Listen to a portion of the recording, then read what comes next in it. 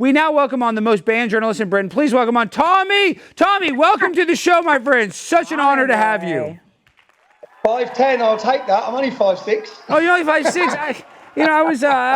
We were in London together. I can't ever remember. But Tommy, you have the bravado of a 6'10" guy, and the government probably is scared of you like you're a 6'10" guy. Tell me about this. Tell me what's going on. These Muslim people that are going and overtaking the UK, we're having a similar problem with Venezuelans. Is it worse in the UK because it's much more concentrated than what we're going through in America, or do you think it's about the same?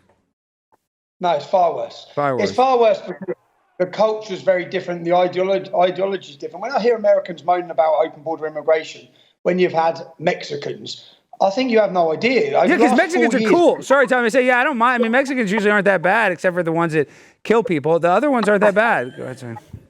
But what you've let through your borders over the last 4 years under Joe Biden is Pakistanis, Afghanis, Iraqis, Syrians. There's a big problem. You have no idea the problem that's coming. The rape culture, the hostility, the supremacy from their ideology. So that's what you're seeing. What you're seeing now is an explosion of a fed-up British public who are made to feel like it's not their country anymore. We've been silent, oppressed. Our police treat us differently. Our girls and our women have been raped in every town and city up and down the country. The hotels are being filled with migrants.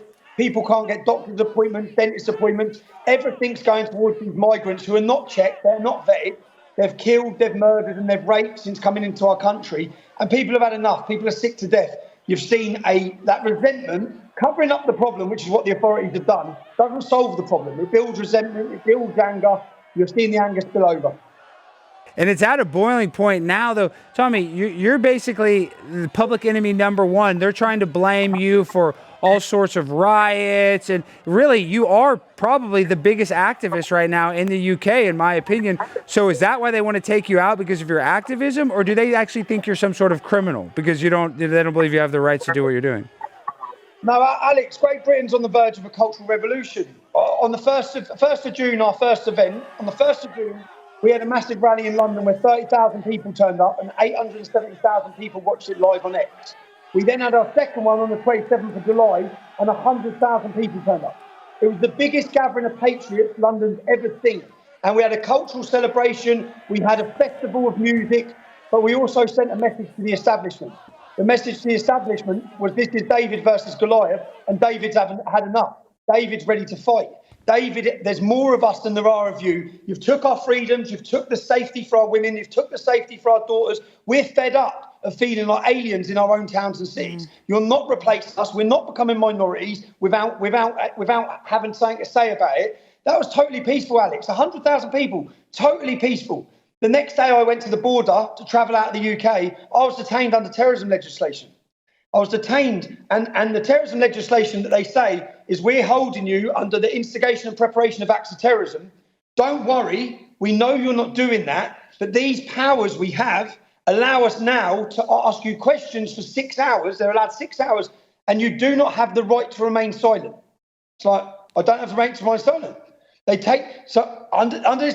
So you have to answer the questions? You have to answer, what does that mean?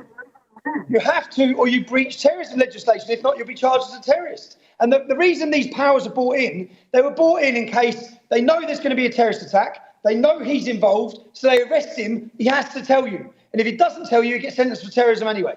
So that's why they're brought in. And here they are using them on a British journalist who hasn't broken any law. And then they're sitting me down for 6 hours asking me questions about, how do I think I'll stop the Great Replacement? Who's working with me on my movement? What's my next target? What's my next documentary? It's like, why are you questioning me about my lawful behaviour? You're infringing on my rights, and you have to answer every question. They asked me about Palestine. Why can't Palestine have their own state? What's your opinion of that? What's your opinion of this? But in the middle of it all, their main thing was this. So they took the phone. Now you have to give us your PIN code, and we're going to download every bit of data off your phone. I said, I'm not giving you my PIN code. I'm not giving you my PIN code. You will be arrested and charged under the Terrorism Act unless you give us your PIN code. And this is when they talk, they said, what do you think of the UK? I said, I'll be honest, it's a tyrannical shithole now. You've ruined it. And they said, well, what makes you say that? You're holding me here with no crime, no suspicion of a crime. You're breaching every one of my rights. You're taking my phone. And then when it comes to, obviously, I'm a full-time journalist, so I explain to them, the sources of information who give me my information are protected as a journalist. We've had grooming gangs who have raped their way through our entire nation. To the ladies who are listening, to your audience who are listening, 90% of convictions from groups of men who rape little children are Muslim men. 30% of the men convicted are called Mohammed, 30%. Muslim Wait, men only slow make up down. 2.5%. 30% of the men convicted of rape, their name happens to be Muhammad. What? I mean, that's probably a rough estimate. That's way Fact. too much. It's a fact. That's It's a insane. fact. Well, Muslim men make up 2.5% of the UK. So you're not allowed to ask the question, why? Why aren't the Sikhs doing it? Why aren't the Hindus doing it? Why aren't the Jews doing it? Why have all these other communities come into the country, embraced it? The Jamaicans, all the different communities, they've embraced it and loved it and become part of it. But one group, whether it be Pakistanis, Iraqis, one group have come in, isolated themselves, segregated themselves. They don't wish to assimilate, they wish to dominate. So, and with the rape statistics, Alex, I've done a 5-part series. I ask any of you to watch it. It's called The Rape of Britain. I spent 12 to 18 months with survivors of these rapes, and I chose the town of Telford. The reason I chose Telford, there was a police investigation that identified 1,000 victims, 5 of them are dead. The police investigation identified 200 men that had been involved in the rapes. I went up there. I spent 12 to 18 months getting to know the girls, hearing their stories, building an investigation and a database. There's only 3,500 Muslims in that town.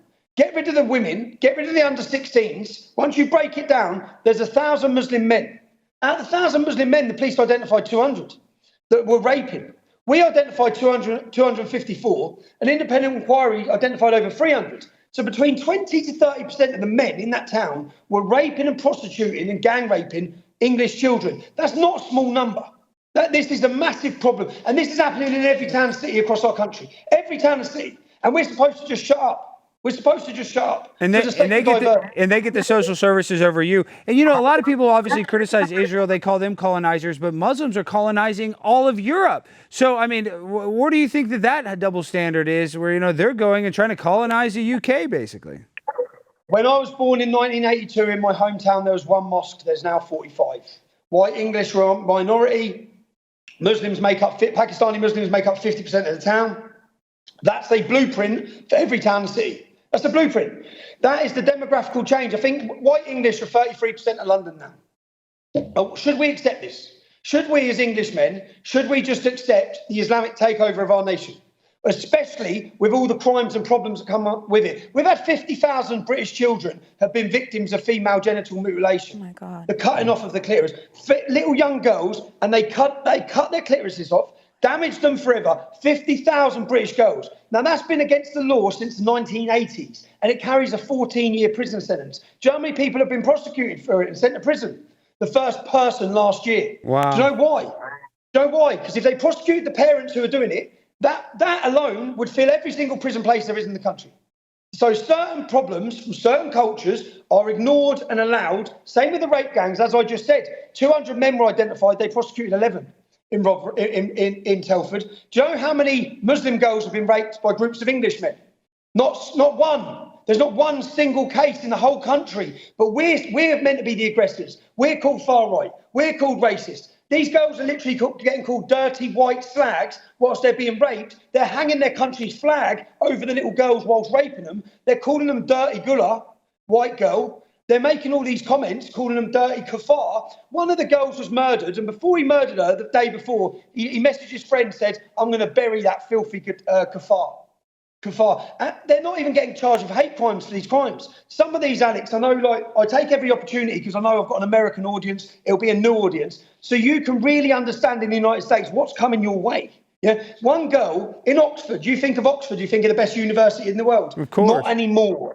Not anymore, okay? In Oxford, with the grooming gangs, a young 12-year-old girl, they heated up a hot iron rod with the letter M, and they scolded her bum with the letter M because she was the property of Muhammad. They took another girl. And was she a white girl? Wait, Tommy, was it a white girl or was it another Muslim girl? They're all white. Well, no, they're all white. They're all white, well, majority white, but some are Sikh, some are Hindu. They're not Muslim. They're all non-Muslim girls. And part of it is about destroying our daughters. That's part of it. And it's happened, Alex, in every town and city from one end of the country to the other. Every single town and city. Remember, I first come on the scene in 2009 screaming about this. I was called a far-right football hooligan agitator.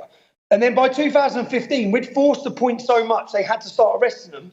And then in 2015, a government in-depth study found that Rotherham police knew it was happening, 1,400 victims in Rotherham, but they were too scared to do anything because they didn't want to be called racist, because all the perpetrators were Muslim and all the victims were young English girls. So when anyone thinks of how powerful is political correctness, it literally paralysed a police force across our whole country to allow the prostitution, rape and torture of little girls. And it happened to my cousin, and they talk about these girls like they're statistics. They're not statistics, that's our daughters. That's our daughters you're talking about. I sit and watch them talk about on TV, politicians. They talk about them like they're little numbers. They're not numbers, they're our daughters. They've destroyed them, they've raped them. And my 5-part series shows in each episode, we tell the story of one survivor, and then we go after the men. It's exciting footage, because once the men are named by more than 3 girls, once they're named by 3 girls that don't know each other, they become a star of our episode. We go into their businesses.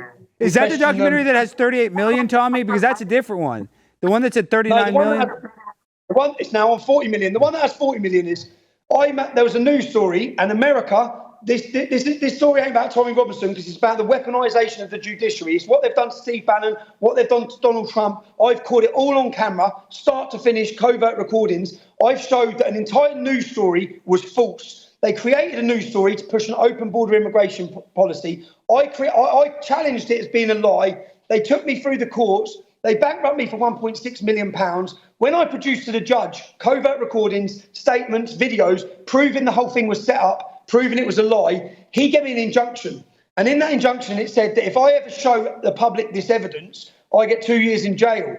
Alex, that was 3 years ago. I bottled it. I failed myself as a journalist. I failed myself as an Englishman.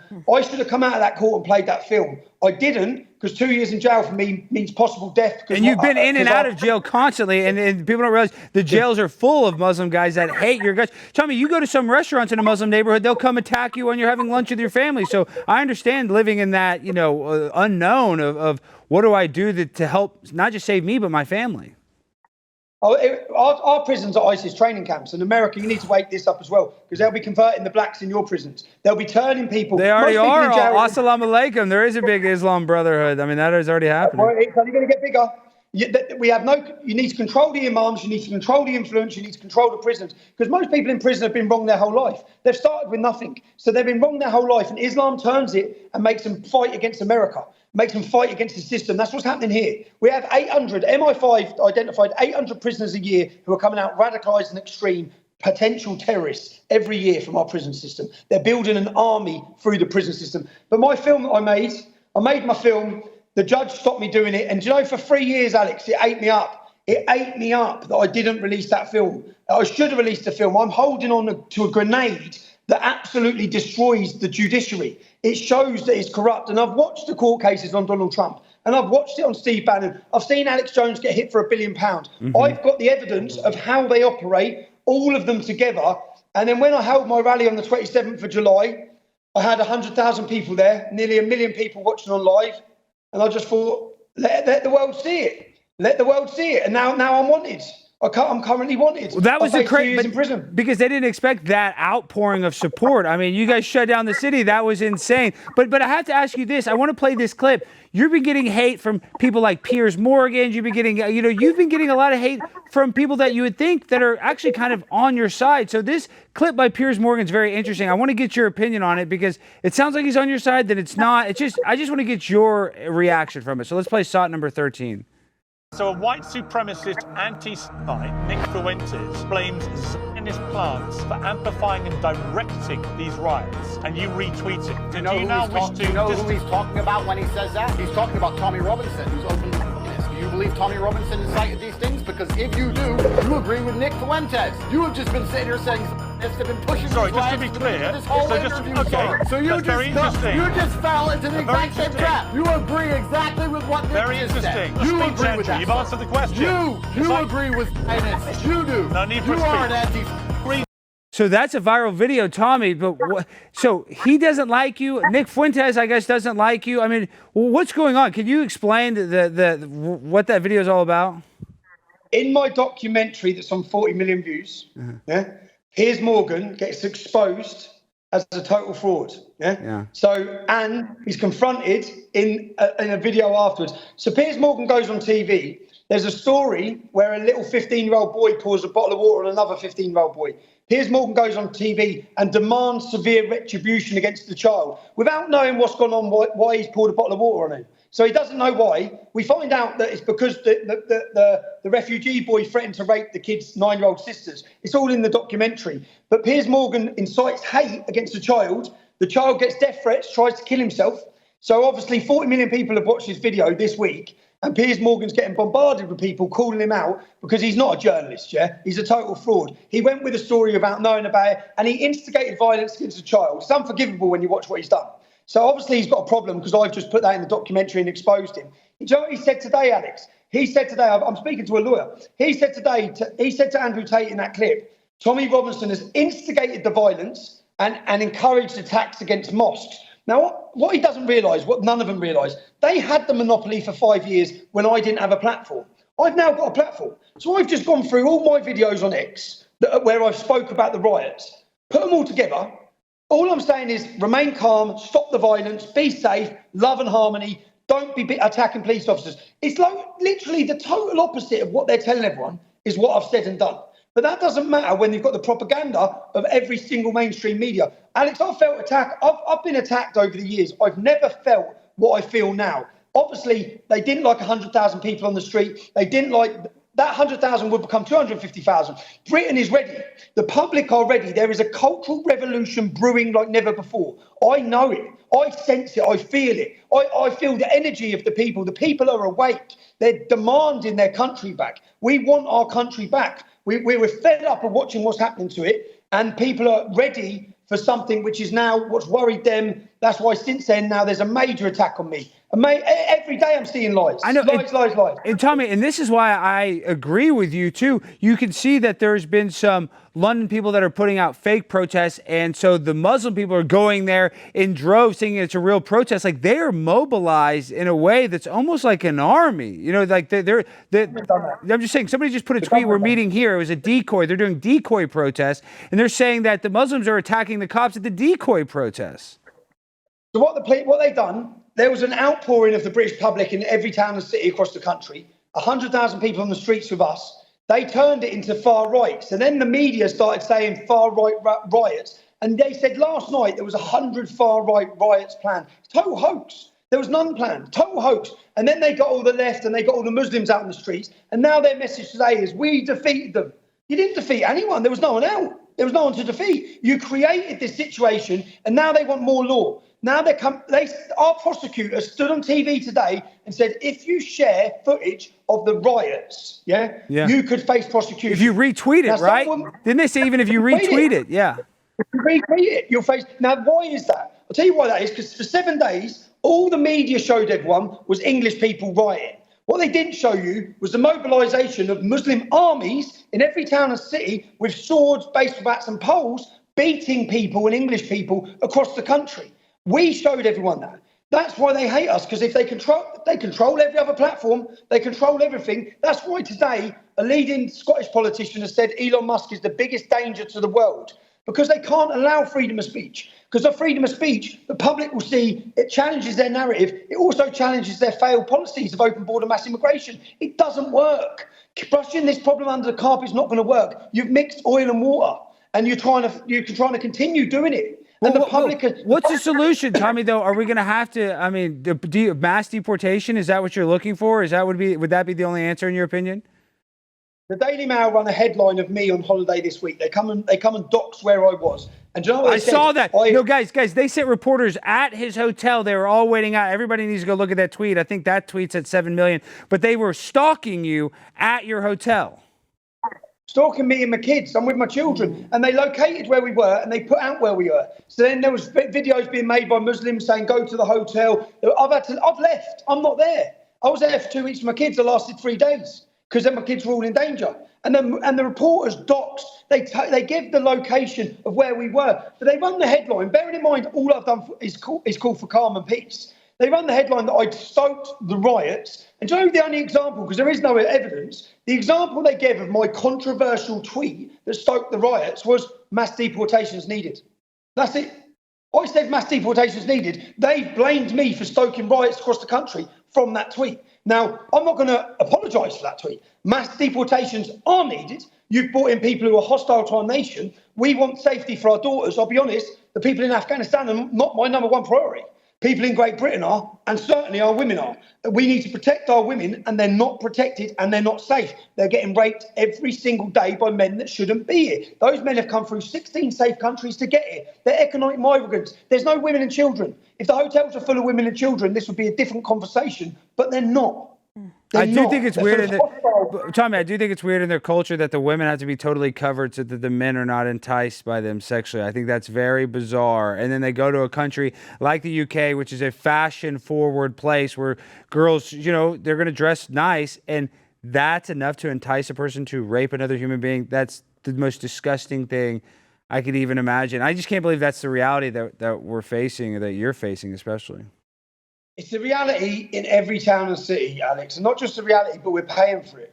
People don't have the money, and yet the hotels are full. You haven't got the money for the heating allowance for old age pensioners, but you've got the money to continue flooding our nation. They keep talking about what they've done successfully with this whole manufactured crisis with 100 riots that were never happening anyway. They've built this big picture, and they've managed to not talk about the issues. They've not talked about open border immigration. They've not talked about any of it because they've just gone far right racist, which takes away the need to have a discussion. So rather than saying the British public are angry in every town and city, we've got to talk about why they're angry. Just far right racists, and then no one has to have a discussion. We don't have to talk about the cause of it. When Black Lives Matter rioted, the discussion was, why are they so angry? We have to address why they're angry. When the English were rioting, one bloke today got 26 months for shouting aggressively at the police. 26 months for shouting aggressively at the police. That's ridiculous. Just yelling at the cops.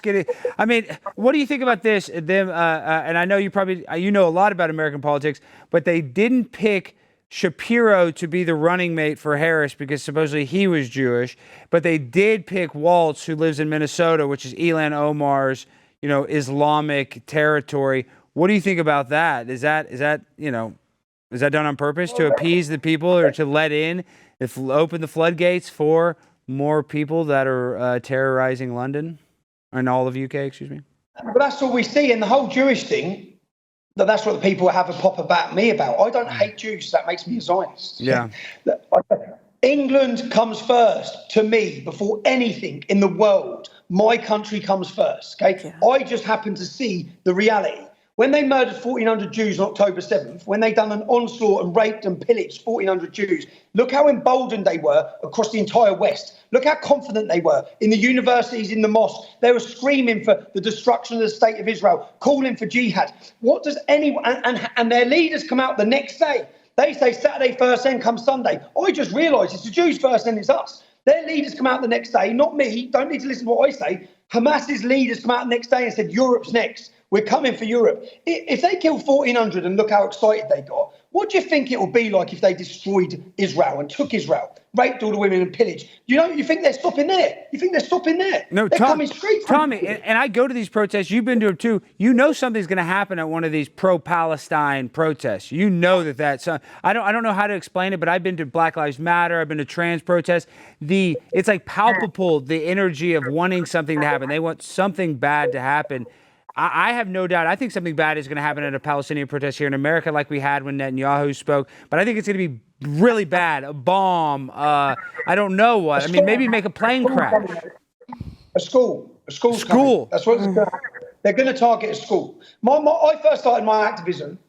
2003, I think it was it? When the Beslan school massacre. Everyone had their moment that woke them up. There was a Beslan school massacre. Lots of jihadis took the school in Chechnya, took control of the school, and I can still see it. All the parents come outside the school, the jihadists are inside, they've got control of the school, and then they start butchering and killing the kids. And no one can go in. So the parents are all dropping on their knees, and they can hear the kids screaming.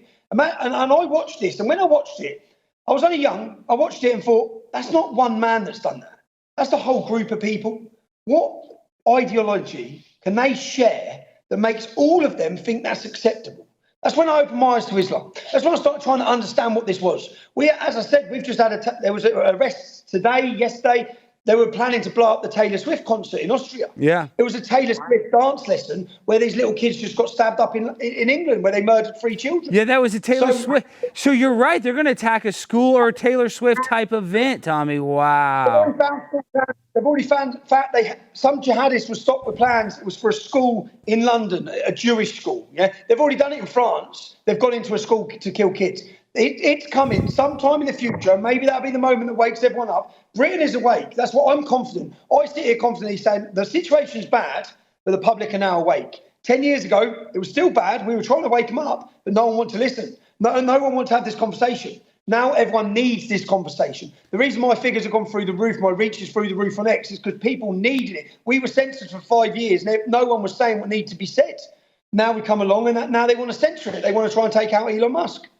Well, Tommy, before you go, I really love that you're actually standing up to this system, to this horrible globalist agenda. And, people should go and protest. That's why the government doesn't like you, because you're actually going out on the street. You're encouraging people to speak up for themselves. And the government hates that more than anything. So you're doing the right thing. I don't want to see you get in trouble. I don't want to see you get hurt, but I really respect it. And I know you're not going to stop. But I just want you to just keep grinding, do whatever you can to be safe. And before you go, I guess this is the last thing I want to say. I saw a clip of Sharon Osbourne and Bill Maher saying that the UK went from 34% white, went from 64% white to 34% white in the last 15 years, I believe.